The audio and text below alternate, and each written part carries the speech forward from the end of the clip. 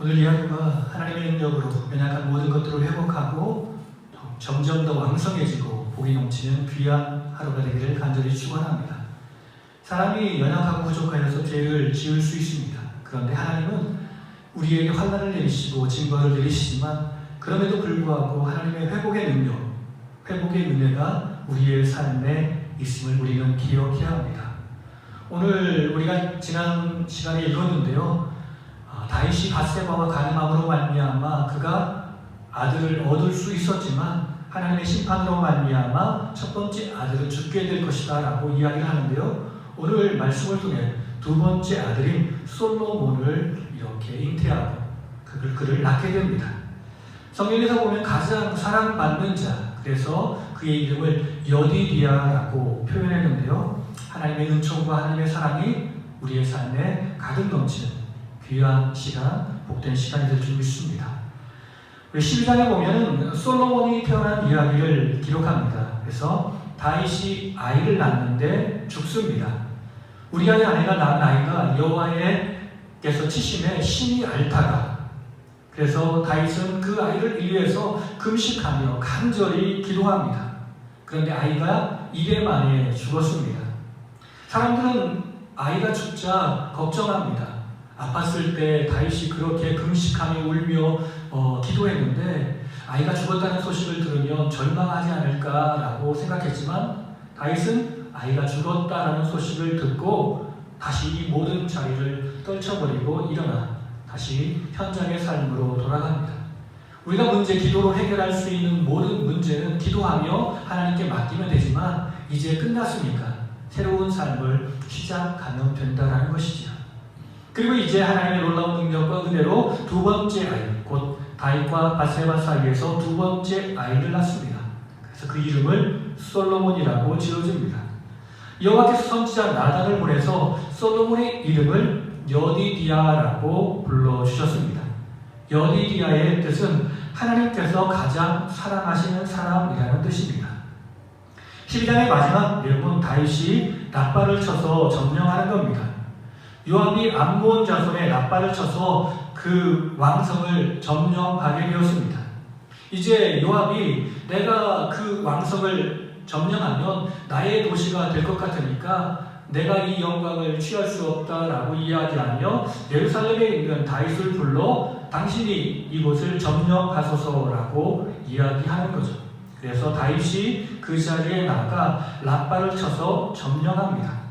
그 왕의 머리에서 보석 박힌 왕관을 빼앗아 자기 머리에 썼는데 금이 약 1달란트 무게 정도가 됐다고 합니다. 약 20킬로 정도가 된 거죠. 백성들을 끌어내어 톱질과 소래질과 철도끼질, 벽돌 구이를 하는 종으로 삼았습니다. 여기 보면 여기 예루살렘에 있는데요. 암몬 지역에 들어가서 낫발을 쳐서 이긴 것입니다.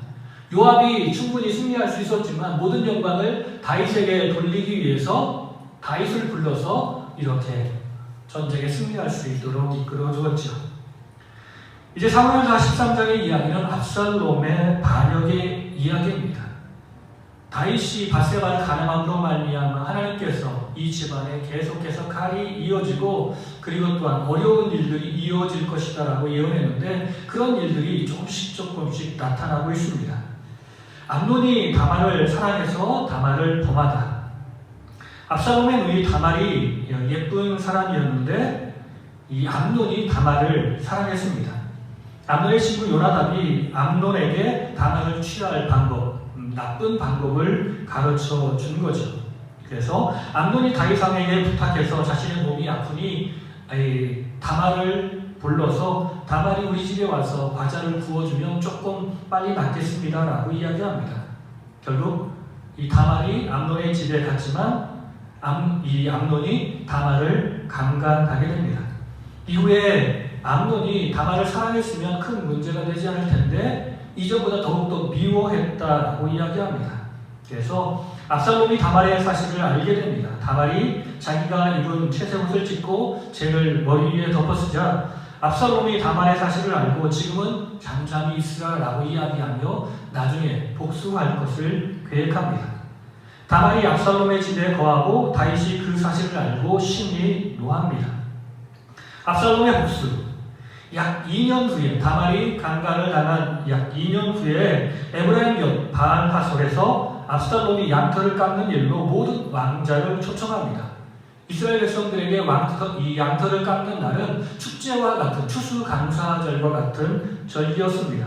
그래서 압살롬이 아버지 다윗 왕도 초청했지만 왕은 가기를 거절합니다. 너희들끼리 즐기며 이렇게 좋은 시간 보내라라고 이야기하는 거죠. 압살롬이 암논이 술에 취했을 때 사람을 시켜서 암논을 칼로 죽이자 모든 왕자가 도망갑니다. 압살롬이 다윗의 모든 아들들을 죽였다라는 소식이 예루살렘에 들려 그래서 다윗이 그 사실을 듣게 됩니다. 다윗의 형 시므아의 아들 요나답이 암논만 죽었다라고 다윗에게 알리고요. 압살롬은 도망하여 왕자들이 다윗 앞에 나옵니다. 압살롬은 그의 외갓집이죠. 그술왕 암미울의 아들 달메에게로 가고 다윗은 날마다 그의 아들로 말미암아 슬퍼합니다. 압살롬을 향한 다윗의 마음이 간절했다라고 기록합니다. 14장의 이야기는 압살롬이 다윗의 용서를 받고 돌아오는 거죠. 여기 보면 예루살렘에서 구슬로 도망가는데 여기는 외갓집입니다. 외갓집으로 도망하게 되었죠. 압살롬이. 요압의 계획을 하는데 압살롬을 향한 다윗의 마음이 크다라는 것을 요압은 잘 알고 있었습니다. 그래서 말을 할 수 없는 것들, 표현하지 못하는 것들, 그것을 표현할 수 있도록 요압이 꾸며내는데 한 여인, 지혜로운 한 여인을 불러서 압살롬의 이야기를 빗대어서 다윗에게 보하게 됩니다.